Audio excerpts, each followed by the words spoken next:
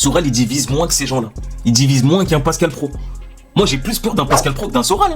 Vous racontez n'importe quoi. D'ailleurs, vous venez encore de recommencer en prenant une seule religion, ce qui est un problème. Et oui, l'IFOP, sur ce sujet-là, a raconté n'importe quoi. Ça a été démontré un problème en France, en l'occurrence. On a bien compris. Oui, je pense que beaucoup de Français l'ont compris. Et vous confondez. Laissez répondre Marie Tondelier, s'il vous plaît. Ça, c'est un classique de se cacher derrière les Français. En même temps, c'est toi qui les as mis cette idée dans la tête. Après, bien évidemment, il y a des Français qui pensaient déjà ça. On changera pas tout le monde, ça c'est clair et net. Mais en tout cas, c'est des Français qui voient les choses à travers CNews. Et d'ailleurs, bravo à CNews. On applaudit CNews parce que le travail de CNews, en fait, je crois qu'on se rend pas compte le travail de CNews à travers toutes ces années, comment il a été primordial.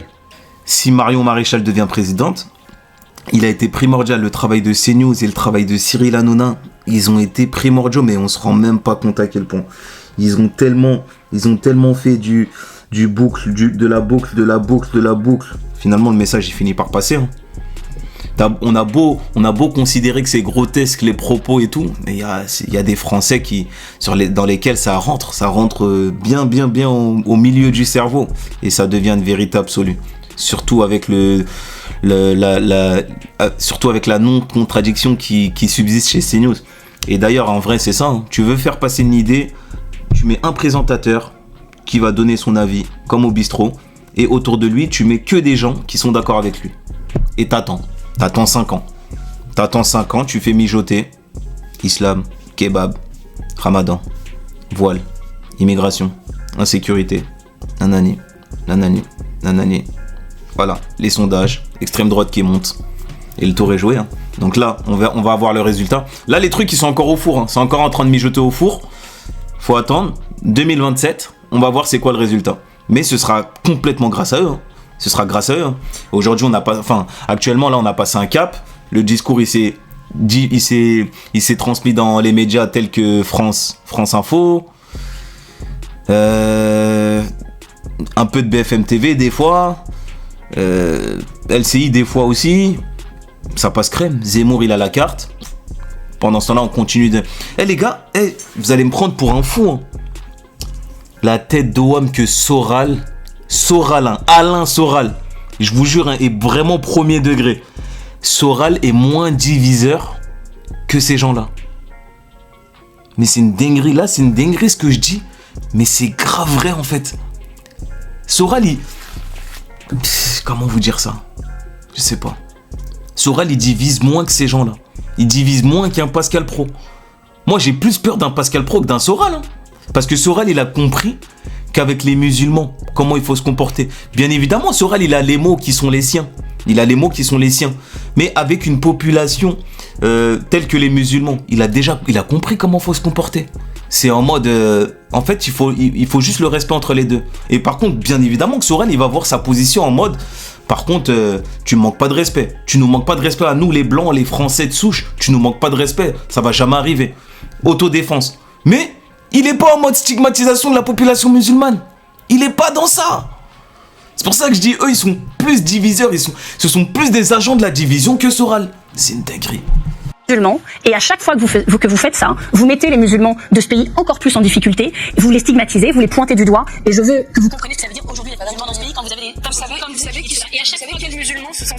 Laissez finir, vous me trouverez sur votre chemin tout le temps, parce que je ne supporte pas ça, ces amalgames qui clivent cette société, parce que vous ne fonctionnez en fait que par la peur. Le seul argument électoral que vous avez, c'est fait peur aux gens et de monter les gens les uns contre les autres. Pardon, Marine Tondelier, Marion Maréchal dit pression islamiste en augmentation. Pression islamiste en augmentation. Le chiffre que donne Madame Maréchal, c'est Marion Maréchal. J'ai toujours un doute que mais ça vous fait plaisir de me c'est une galère. Madame Maréchal Le Pen, ça me dérange pas non plus. Si c'est ça je vais vous appeler comme ça. Parce que je sais que ça suscite quelque chose en vous. Sur le fond. Sur le fond. Le détail de l'histoire, j'aimerais savoir si vous condamnez ces propos. Oui, je vous ai jamais entendu le faire. Excusez-moi madame, mais pour quelqu'un qui fait des bisous quand même à Salah Hamouri, qui a appelé au meurtre... Oh là là, c'est qui ça encore? Vous me faites faire des recherches. Vous me faites faire des recherches pour rien là. Salah Hamouri, qu'est-ce qu'elle a fait encore Tondelier? Oh là là. Salah Hamouri, c'est qui ça? Salah Hamouri. Alors, l'avocat franco-palestinien Salah Hamouri est détenu depuis 5 mois par les autorités israélienne sans avoir été jugé ni inculpé. Si je lis ça, ça a l'air d'être une victime. Je sais pas. Excusez-moi madame, mais pour quelqu'un qui fait des bisous quand même à Salah Hamouri, qui a appelé au meurtre finalement du grand rabbin d'Israël, je trouve que vous êtes assez... Ok, il a appelé au meurtre du grand rabbin d'Israël. Ok, Salah Hamouri. Ouais, j'imagine que je vais jamais le voir. Je vais jamais le voir. Peut-être il est en prison pour ça, peut-être. Hein. Je sais pas. Placé pour me faire des leçons sur le sujet. Mais non, parce que en l'occurrence, non mais je veux bien, mais je veux bien que vous me fassiez la leçon là-dessus. Mais en l'occurrence, vous savez, j'ai été invité en Israël l'année dernière dans une cadre d'une conférence sur la lutte contre l'antisémitisme. Je crois que ça ne pourrait pas vous arriver, ou du moins peut-être seriez-vous invité par l'autre camp, celui du Hamas. Ridicule. Ça veut dire que quoi du coup, c'est quoi? Tu veux dire qu'elle est antisémite, c'est ça? On sait tous pourquoi ça pourrait pas arriver à Marine Tondelier. Tout simplement parce qu'elle défend le peuple palestinien. Et c'est une honte que ça doit pas lui arriver. Moi, je serais Marion Maréchal, j'aurais honte. C'est pas normal que Marine Tondelier, qui combat contre l'antisémitisme également, c'est pas normal qu'elle soit pas invitée. Ça devrait même t'inviter à te poser des questions. Ça veut dire qu'en fait, tout simplement, il y a un entrisme sioniste, sioniste droito-sioniste. Ça veut juste dire ça, tout simplement. Donc, je pense que les gens de gauche ne sont pas invités, tout simplement. Marine Tondelier. C'est une question à laquelle vous refusez de répondre. Madame, elle est juste en train de dire, cher, moi je suis invité par la bande à Benjamin Netanyahou et pas toi. Elle est juste en train de dire ça. C'est tellement ridicule. Tous les téléspectateurs, Madame Tondelier, je refuse de répondre à une femme. D'autres l'ont fait. Je refuse de répondre à une femme qui s'est assise à côté. Elle répond. Non, là vous marchez les unes sur les autres. C'est assis à côté du rappeur. La réponse, regarde. Non, mais Medine, oh non, me dis pas que tu vas dire Medine. S'il te plaît. Mais. Il me fatigue ces gens-là. s'il vous plaît, Marine Tondelier. Elle ne vous répondra pas. Alors, avant qu'elle parle, Medine, c'est un bon de ouf. Il a tenu des propos. Ceux qui l'écoutent pas, ils vont simplement se référer à ce que ces gens ont dit de lui. Medine, je le regarde en interview, je l'écoute. C'est un crack de fou. Il dit que du sale, que des bonnes choses. Et même quand ses propos ont pu heurter, il s'est excusé. Il y a pas très longtemps d'ailleurs. Mais voilà quoi. Je ne Allez-y, répondrai pas à la leçon de morale du s'il vous plaît. qui s'est assis. Quand elle dit je ne répondrai pas. Elle explique pourquoi elle ne répond pas. Elle Madame explique pourquoi elle ne répond pas. Madame Tondelier, Marine Tondelier, on a compris qu'elle ne répondait pas. Madame, Elle ne voulait pas répondre, tout le monde l'a entendu. mal à l'aise. Vous ne répondrez pas. Vous savez Non pourquoi mais on a compris qu'elle ne répondait pas. Donc passons à la suite. Vous savez pourquoi? Parce qu'elle s'est assise. Madame Tondelier, vous vous êtes assis à côté du rappeur Medine, lié aux frères musulmans, qui s'est explosé avec... Medine lié aux frères musulmans. Waouh. En fait, ils se rendent même pas compte de leurs bêtises. Les frères musulmans, ils sont contre la musique. Enfin, je crois, j'espère même. Ils sont pas dans la musique. Medine fait de la musique. Medine a une femme qui n'est même pas voilée. Medine n'est même pas dans... Je suis sûr que ces agents de la division sont beaucoup plus proches des frères musulmans que Medine. C'est une dinguerie la famille. Hani Ramadan, fondateur lui-même des frères musulmans. Ok, Hani Ramadan, c'est le fondateur des frères musulmans. Ah ouais. Hani Ramadan, fondateur des frères musulmans. Ok, je savais pas. Parce que dans une précédente vidéo, j'ai défendu Hani Ramadan en disant que comme c'est le frère de Tariq Ramadan et que Tariq Ramadan, ce qui sort de sa bouche, il y a que de la sagesse, il y a que de la hauteur, il y a que des bonnes choses. Bah, je me suis dit que c'est... Après, c'est quoi les frères musulmans aussi? Ah, organisation islamiste. Bon, je suis sur Wikipédia, les frères. Qu'on soit clair. Wikipédia, frères musulmans. Alors, de ce que je vois, c'est mauvais. De ce que je vois, de ce que je vois sur Wikipédia, c'est mauvais. C'est une idéologie mauvaise. C'est que du mauvais. Et Hani Ramadan en est le fondateur apparemment. Ok. Le maire que vous avez défendu de Strasbourg a voulu verser... Bah, je me demande, j'aimerais bien, faudrait que je me renseigne sur ça, faudrait que je regarde une interview d'Hani Ramadan ou de Tariq qui parle d'Hani Ramadan du coup. 2,5 millions d'euros à la plus grande mosquée islamiste d'Europe tenue par Mili Gorus. À l'heure où je vous parle, il y a quelques heures de cela, à Colombes. Pardon, excusez-moi. Non, vous me laissez finir, madame. Non, mais on a vu qu'elle ne répondait pas. Tout le monde a été témoin. C'est noté, c'est public, c'est officiel. Elle ne répond pas. Madame Tondelier. Par contre, les gars, c'est une vidéo. Ah ouais, c'est trop long. C'est trop long. On est déjà 50 minutes. Je crois que je vais m'arrêter là. Hein. Il y a une interview collective extrêmement intéressante qui est sortie dans le Parisien avec le grand rabbin de France, le recteur de la Grande Mosquée de Paris et le chef des évêques de France qui était candidat à la papauté. Et tous les trois présentent ce qu'ils pensent de la laïcité et aucun des trois ne pense comme vous. Donc à un moment, je veux bien que ce soit moi le problème, mais prenez conscience du fait que votre récit de la laïcité n'existe pas. Vous dites que des femmes dans le monde se battent pour ne pas porter le voile. Mais je me bats avec elle pour qu'elle puisse, si elle ne veut pas porter le voile, qu'elle ne le porte pas. Mais les femmes qui veulent porter le voile, les femmes qui veulent porter le voile par conviction religieuse doivent pouvoir le faire. Alors s'il y a des femmes en fait, c'est la liberté, tout simplement, la liberté de porter son voile. Moi, je comprends pas je comprends pas, vous parlez de liberté, mais vous voulez forcer les femmes à retirer leur voile. Aidez-moi à comprendre. Obligées de le porter par pression de leur entourage, il faut combattre cela. Et dans le sondage IFOP que vous citez, elles sont chiffrées à 2% des femmes qui portent le voile. C'est faux. Les autres disent qu'elles le portent, vous le dites vous-même, par pudeur, et peut-être que oui. C'est faux. C'est faux. Dans ce sondage, c'était un sondage. C'était un sondage. Dans ce sondage, tout en disant qu'il est faux. Réponse de Marion Maréchal. Et c'est très intéressant parce que c'est un chiffre que vous omettez, 42% des femmes qui portent le voile, 42%. Non, pas 2%. Le portent pour des raisons de sécurité, madame. 42%. Non. Donc quand vous dites que c'est un... Si elle porte le voile pour plus de sécurité, bah du coup, pourquoi tu veux qu'elle le retire? Si elles se sentent plus en sécurité en mettant le voile. Vu que là, c'est pas des raisons islamistes et que c'est des raisons de sécurité, bah normalement, tu devrais être d'accord. Enfin, je sais pas. Sujet de liberté individuelle, ça n'est pas la réalité. La réalité aujourd'hui de beaucoup de ces femmes, jusqu'à 42% qui portent le voile, c'est par une crainte de pression communautaire. Ah là là, la mythe. Ah, elle parle de cette sécurité-là. Ok, d'accord. Ok. Après, moi, comme j'ai la famille, hein. Moi, le meilleur exemple, c'est autour de vous. Hein. Vous regardez autour de vous, c'est le meilleur exemple. Je sais que les gens qui n'habitent pas en banlieue et qui ne côtoient pas de musulmans, vous pouvez pas comprendre. Vous pouvez vraiment pas comprendre.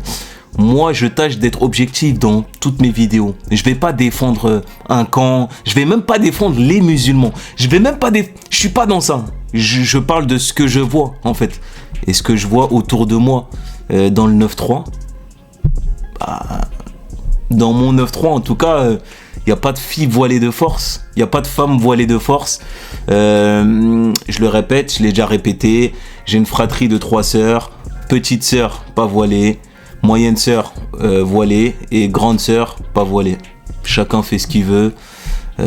C'est toi et ta piété. C'est toi et ta pudie. C'est toi et ta pudeur. C'est une liberté. Voilà, quoi. Ils sont fatigants. Mais après, ils côtoient pas de musulmans, c'est pas de leur faute. Et Marion Maréchal, je la vois vraiment, mais vraiment pas côtoyer un musulman, sauf son chauffeur Uber, sauf sa femme de ménage, sauf son personnel domestique. Pas de véritable liberté. Quand vous dites ces jeunes filles, Marion Maréchal, elle décide à la place de la fille que la fille porte le voile de force. Donc ça veut dire que même si la fille venait sur un plateau télé et disait que je porte le voile parce que j'ai envie, Marion Maréchal estimerait que non, c'est faux. Tu dis ça parce que t'es sous emprise. C'est une dinguerie. Excusez-moi, en fait, la haine ou la xénophobie, elle est tellement forte qu'elle leur fait penser ça. Et elle diffuse ça dans la tête de tout le monde. Hein. Laissez-la terminer. Ne soyez pas très à l'aise, mais quand même. Quand vous me parlez de liberté individuelle, croyez-vous vraiment que les jeunes filles dont nous parlions tout à l'heure de 10 et 11 ans portent le voile de manière éclairée et libre? Donc si je comprends bien, la liberté individuelle, c'est de retirer le voile de force aux femmes. Voilà. Donc tu fais comme les... C'est pour ça que je dis, les gars, ces agents de la division sont comme les Afghanistan, sont comme les talibans. Ils sont pareils. C'est deux faces d'une même pièce. Ils se détestent. C'est une dinguerie. Ils ont tellement de points communs, c'est une dinguerie. Vous pouvez affirmer cela, on n'est pas face à des adultes. Vous avez regardé un peu les accompagnants qui étaient avec elle, les hommes qui avaient tourné à la qui avaient excusez-moi, c'est quand même moi ça m'importe. En fait, Sonia Mabrouk, elle aurait vraiment dû poser la question à Marine Le Pen parce que je suis curieux de savoir ce que Marine Le Pen, si elle confirme les propos de Bardella sur le voile et compagnie. En fait, le fait que des jeunes filles soient voilées, je sais que vous y voyez pas les caractéristiques. Vous parlez d'un IFOP, Madame et vous parlez de jeunes filles à la je vous fais la démonstration que l'argument de liberté individuelle que vous m'avancez, en réalité se confronte et se fracasse sur la réalité des faits. Et la réalité des faits, c'est que 42% des femmes aujourd'hui qui portent le voile dans notre pays le font pour des raisons de sécurité. Et qu'il y a donc dans de très nombreux quartiers une pression communautaire extrêmement forte. Et que des discours tels que le vôtre, en réalité, justifient finalement cela, accompagne ça, ne protège pas ces femmes. Donc ne me faites pas une accusation. Mais tu veux pas les protéger, toi, ces femmes? Tu veux pas les protéger, c'est pas vrai. Une accusation, on va dire inversée, oui c'est ça, je cherchais le mot, merci de m'aider. Une inversion accusatoire, en m'expliquant qu'aujourd'hui c'est moi qui ne défend pas les femmes, alors que vous défendez Voilement des Villettes, vous défendez le burkini d'ailleurs par ailleurs, et vous fréquentez que ce que vous avez fait mal. Et vous fréquentez Dernière réponse sur ce point, si vous le voulez, de Marine Tondelier. On a compris votre argument. Dernière réponse, Marine Tondelier, sans être interrompu. J'ai pu interroger Mme Maréchal sur une seule chose auquel elle n'a pas voulu répondre. J'aurais pu l'interroger sur le terrorisme d'extrême droite, sur plein de trucs. On en parlera une prochaine fois. Mais sur les chiffres que vous citez, on va les citer. Parce que Dans le sondage de l'IFOP, il y a 149 personnes qui sont concernées, des femmes concernées par le port du voile, sur l'échantillon de 1000. Ça s'appelle des échantillons représentatifs. Parce que il fallait au moins 150 pour être représentatif, donc ils ont ajouté d'ailleurs dans ce sondage. Vous savez mieux que les 150 femmes musulmanes en question, du coup, qu'on le dit. Laissez répondre Marine Tondelier. 33 femmes qui disent porter rarement le voile dans cet échantillon, et 24 qui disent qu'elles l'enlèvent au travail. Vraiment, en termes de contraintes, on est servi. Et sur ces 149 femmes, oui, il y en a 2% qui indiquent porter le foulard sous des pressions de proches. C'est le chiffre que je vous ai donné tout à l'heure, qui est vrai. Mais il y en a 42% qui disent... Ce chiffre-là, elle veut pas le dire, hein. Elle veut pas le dire, Marion Maréchal. Faire pour se sentir en sécurité. Mais se sentir en sécurité, c'est peut-être aussi que dans cette société, être femme, ça n'est pas facile. Que j'ai entendu là récemment tout un débat sur des basic fit, des salles basic fit, hommes ou femmes. Mais c'est pas que pour des questions de religion, c'est pour des questions d'attitude des hommes envers les femmes. Quand j'entends parler des femmes, ce que vous venez de dire qu'elles veulent des wagons que pour les femmes dans le métro, ce ne sont pas des musulmanes, ce ne sont pas que des musulmanes ou que des femmes qui portent le voile. Ce sont aussi des femmes qui ne se sentent pas en sécurité dans ce pays en tant que femmes. Moi aussi, je pensais à ça. Je pensais à ce mot sécurité. Donc en fait, c'est elle qui a tourné le truc en sécurité par rapport à la communauté. Alors que non, en fait, c'est sécurité en mode tu marches dans la rue, être en sécurité. Parce que c'est vrai que le voile, d'une certaine manière, il t'apporte une sécurité. Parce que on va te dire, ah ouais, c'est une femme pieuse, vas-y, je vais pas l'approcher. C'est dommage, hein, c'est vraiment, vraiment dommage que l'homme réfléchit. Il est tellement con, l'homme, qui réfléchit comme ça. Alors qu'il devrait ne toucher aucune femme, en fait, qui est dehors. Mais bon, voilà.